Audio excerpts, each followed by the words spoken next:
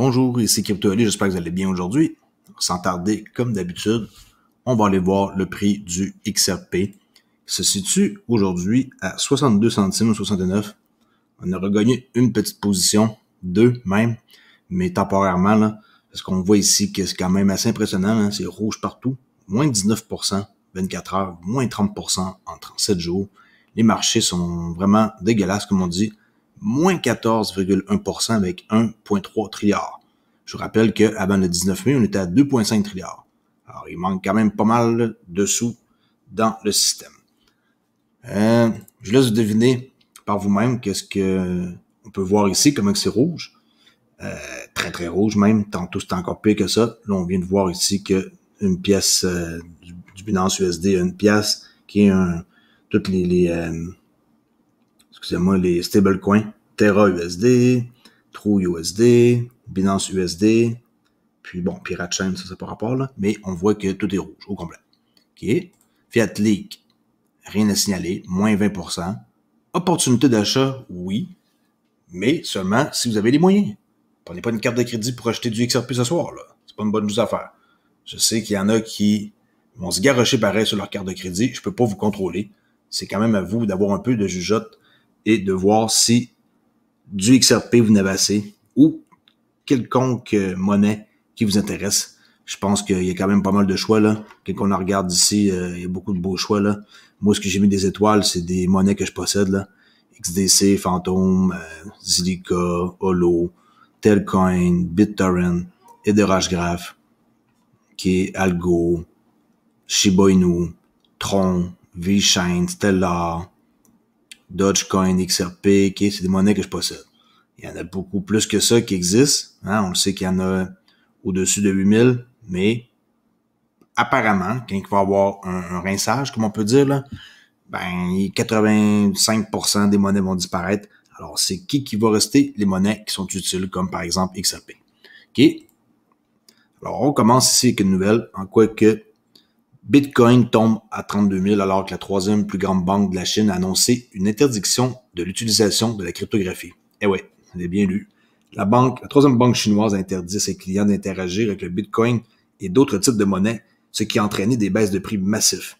Le prix du Bitcoin est tombé à un creux de 2 semaines d'un peu plus de 32 000 alors que de nouvelles qui sont de plus en plus négatives sont apparues en Chine. Cette fois, l'une des plus grandes banques d'État aurait interdit à ses clients de traiter avec des actifs numériques. La Banque d'agricole de Chine, en date d'aujourd'hui, publié une déclaration décrivant une interdiction qui interdira à ses clients de faire des affaires avec des crypto-monnaies. Ouf, ça c'est pas tellement bon, hein? Il convient de noter que la Banque agricole de Chine est également l'une des plus grandes banques du monde en général.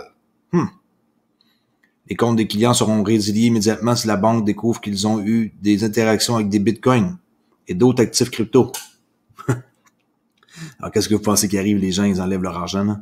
C'est une forte réaction. Hein?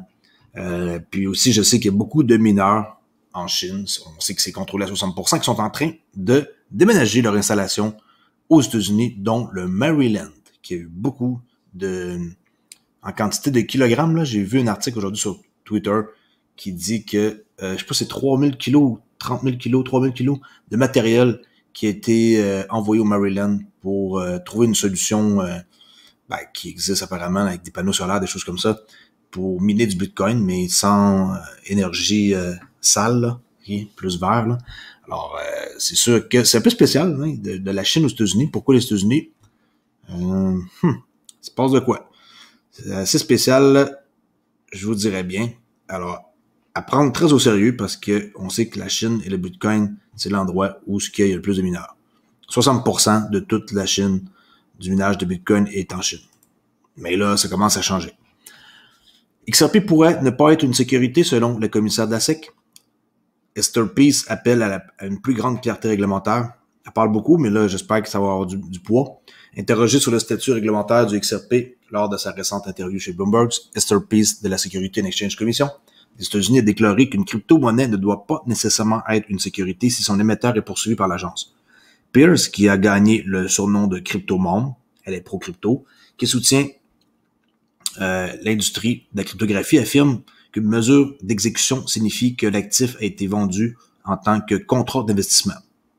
Ah, c'est important pareil, ça. je vais le relire, affirme qu'une mesure d'exécution signifie que l'actif a été vendu en tant que contrat d'investissement.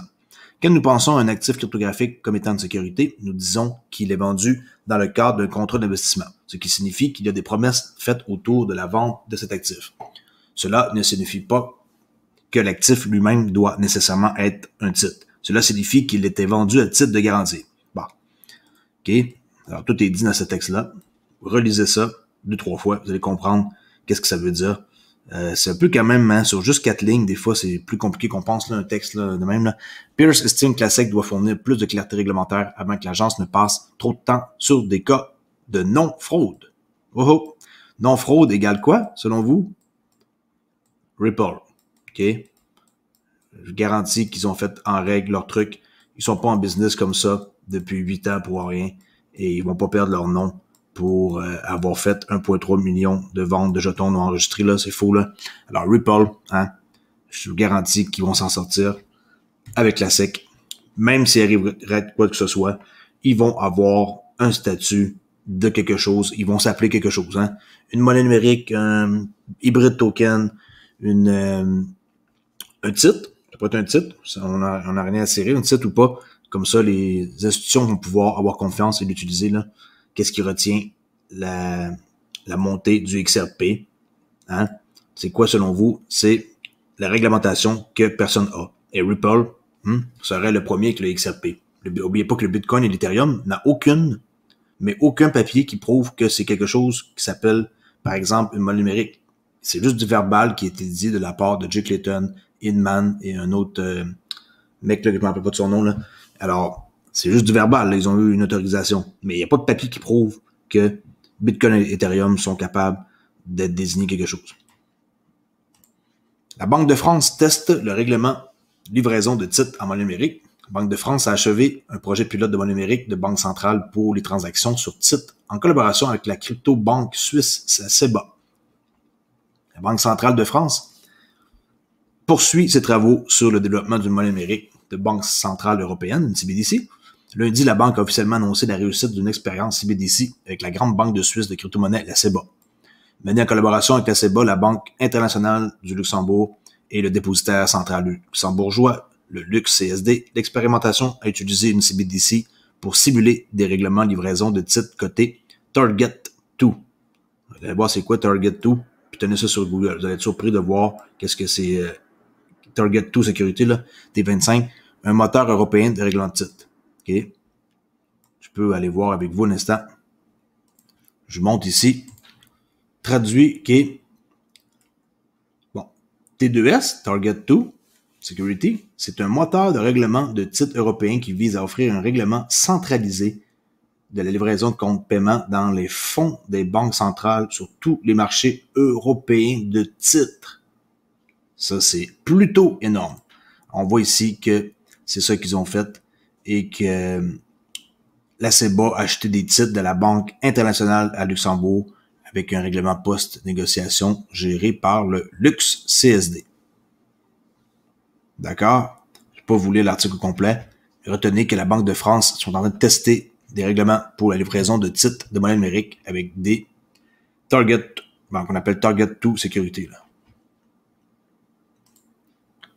Le hash rate de Bitcoin plonge alors que la répression du minage de crypto en Chine frappe le Sichuan. Okay, ça revient un peu au même de ce que c'est dit tantôt. Jusqu'ici, c'est de notre article. La hash rate de Bitcoin a plongé au cours du week-end à la suite d'une répression de l'extraction de crypto-monnaies par la province du Sichuan. Dans le sud-ouest de la Chine, une ordonnance émise vendredi est la dernière mesure prise par les autorités chinoises contre le secteur minier de la cryptographie assiégée du pays, qui fait l'objet de mesures réglementaires depuis plusieurs mois. On peut voir que, par exemple, à Pooling, eux, ils ont enregistré une baisse de 13,46% de son hash rate. Tandis que BTC Top, c'est un des plus gros mineurs, a enregistré une baisse de 29,35% selon BTC.com. Alors, je laisse deviner, hein, ça fait du dommage pas mal au marché. Et on peut voir aussi ici que il y a 26 projets miniers, selon qu'est-ce qu'on voit ici, là, que il va être coupé d'alimentation électrique c'est fou, là. J'ai vu des vidéos, je me demande si c'est tout vrai, mais j'ai vu des vidéos qu'on voit quelqu'un qui déconnecte tous les serveurs, là. Il y en a plein, là. Et c'est un des hangars d'ordinateurs, là. C'est fou, là. OK? Alors, il se passe quelque chose de plus trop gros. J'ai vraiment hâte de voir vers où ce que ça nous mène. Dommage qu'on n'ait pas une façon de savoir, hein. L'avenir, ça serait tellement le fun. Mais c'est sûr que si j'aurais du Bitcoin, je serais inquiet pour le moment. Ainsi que les autres monnaies, hein, parce que c'est tout en train de chuter, là. C'est pas parce que vous avez du XRP que vous en sortez mieux, là. Les XRP à 62 centimes, là, il fait pas mieux, hein, en signalant là, ici là, que la map est vraiment rouge. OK?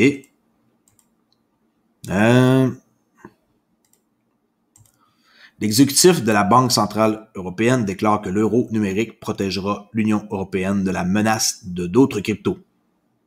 Qualifiant les crypto-monnaies privées de pièces instables, l'exécutif de la BCE a déclaré que le digital euro offrirait une protection de la vie privée et une protection contre les crypto-monnaies concurrentes. Super.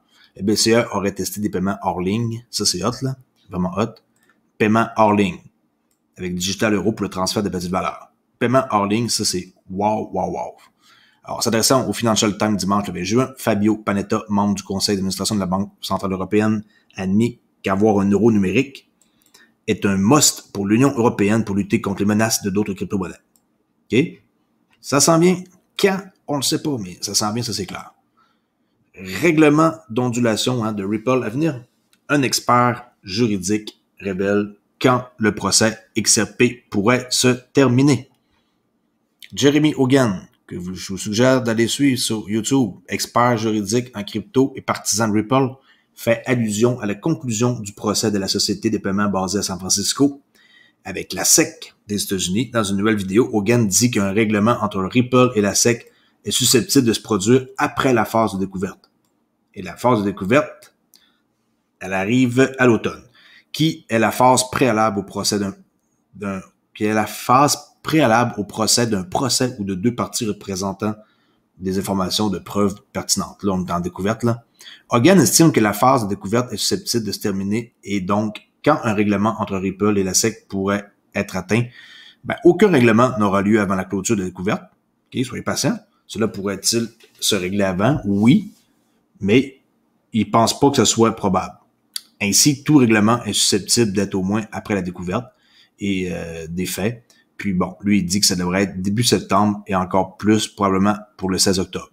Alors, surveillez ces dates-là, là, début septembre, 16 octobre. Et si cela ne se règle pas, alors je pense que deux questions principales seront tranchées par le juge. Puis là, on peut lire le suite, là. Mais retenez ça, 16 octobre, là, début septembre, 16 octobre. J'ai déjà montré les dates exactes, là. Il faut aller voir dans ce document. Bon, allez voir la vidéo ici de Jeremy Hogan. Très sympathique avocat. Vraiment cool. Et j'adore sa chaîne. Qui est...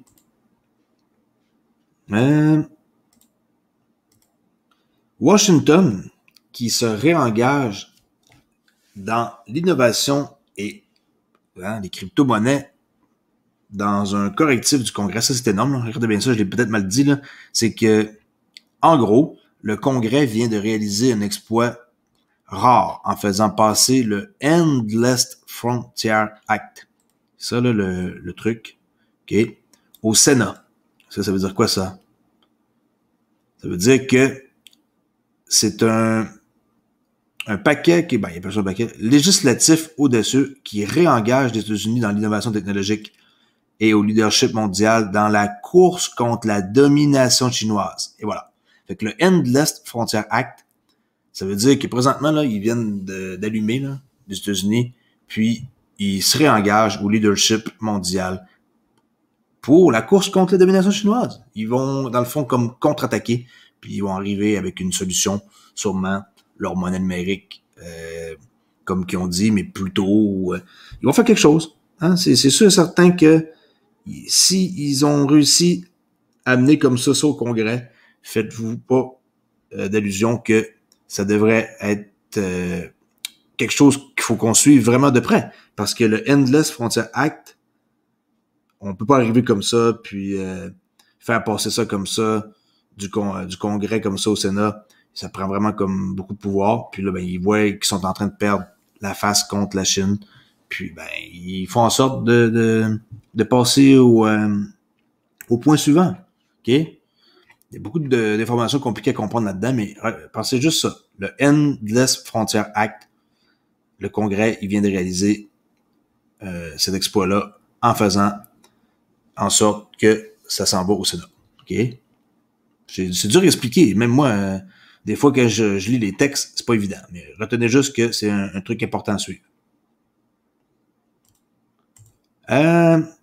60 centimes ici, XRP USD, sur TradingView. On peut aller voir rien de spécial. Hein. C'est sûr qu'on est en mode achat parce que c'est rouge, mais cette technique-là que je vais enseigner bientôt ne dit pas présentement d'acheter. Hein. Ça, c'est pas une technique pour acheter quand c'est rouge. Ça, c'est une technique pour acheter quand que c'est vert avec un ordre de stop limit et tout, là.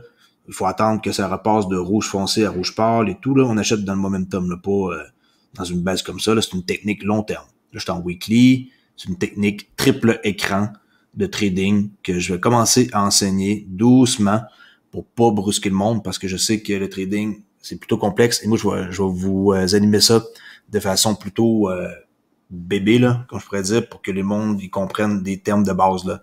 Pas commencer à rentrer en détail avec des trucs comme voici pourquoi que il y a une divergence ici, puis que, tu sais, je vais pas rentrer dans les trucs compliqués. Juste par exemple, le MACD, il y a plein de monde qui savent même pas c'est quoi. Il y a du monde qui savent même pas c'est quoi ici.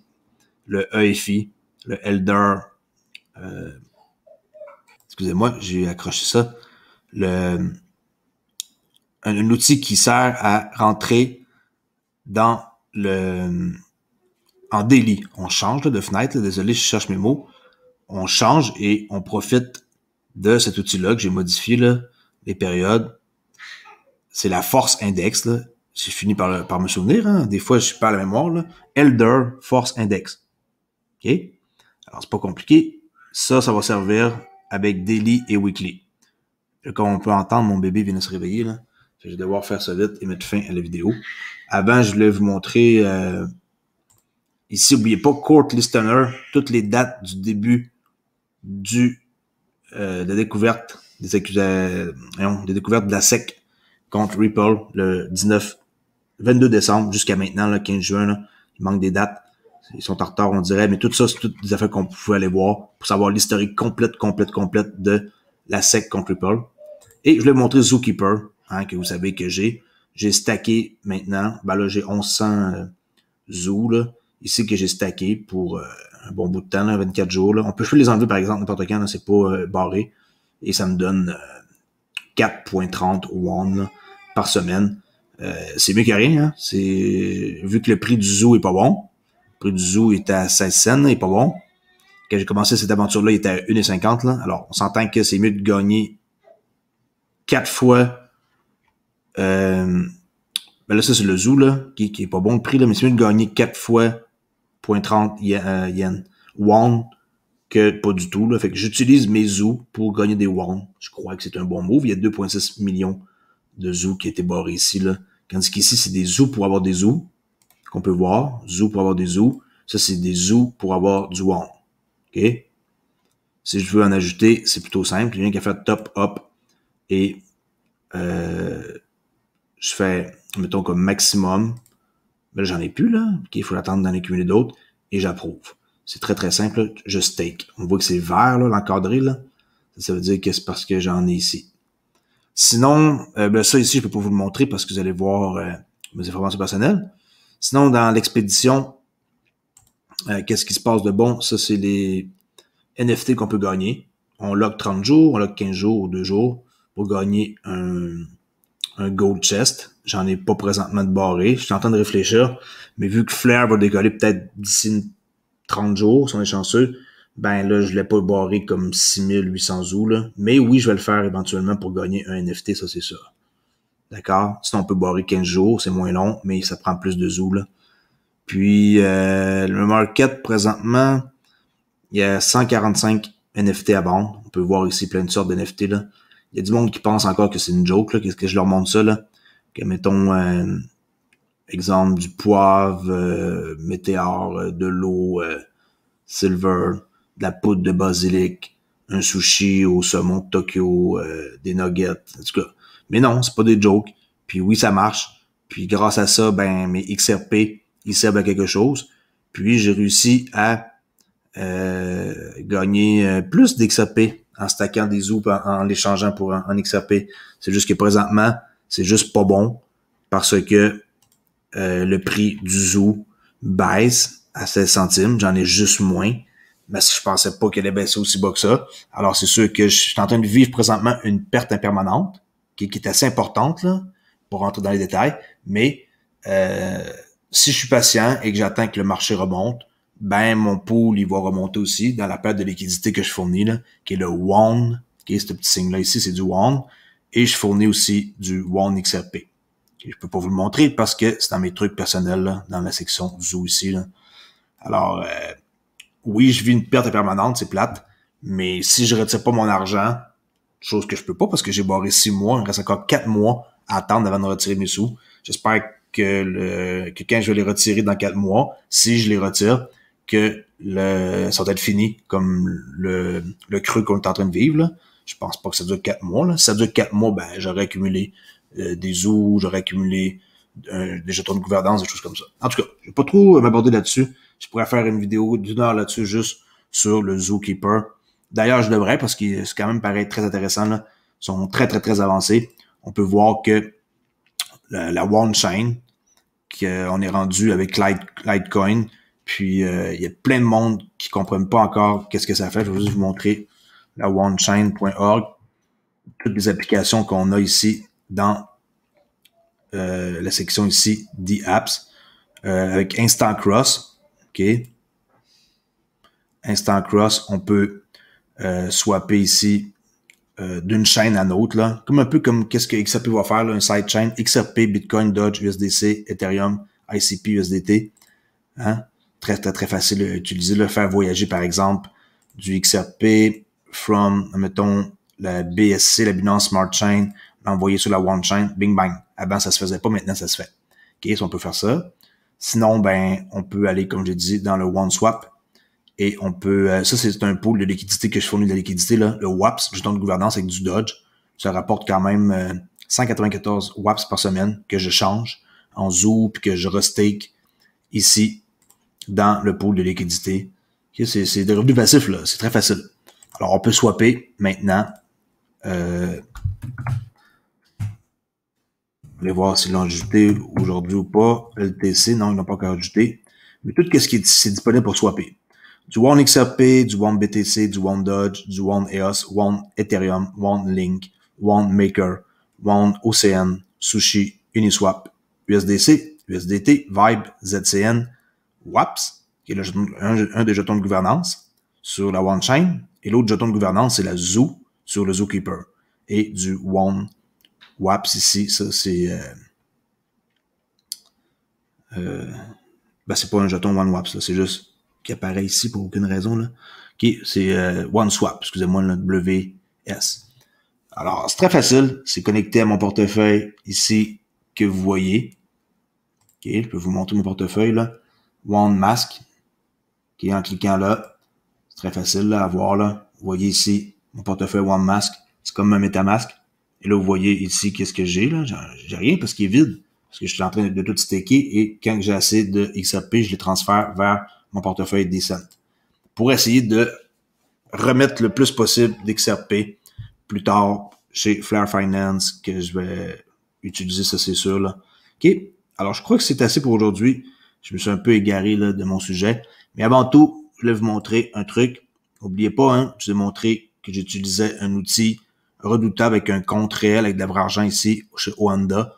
Et regardez, je me spécialise maintenant dans le USDCAD. J'ai pris une vente ici. OK, une flèche, ça c'est ce matin.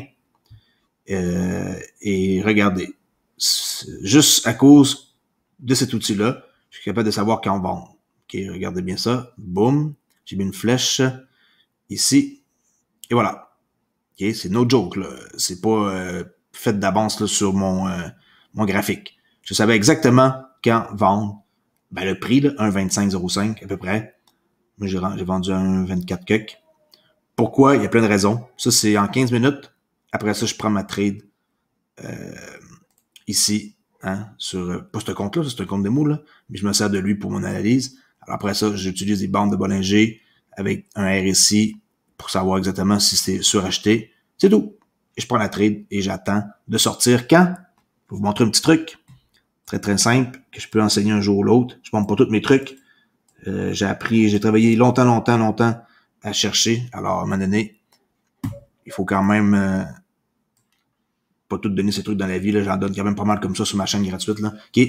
Alors, regardez la trade là, à là. Je laisse deviner pourquoi qu'on sort là, là.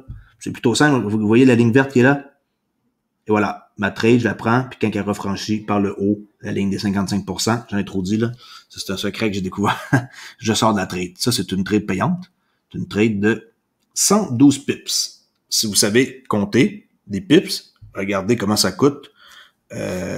Comment ça aurait pu rapporter une trade comme ça de 112 pips à un contrat.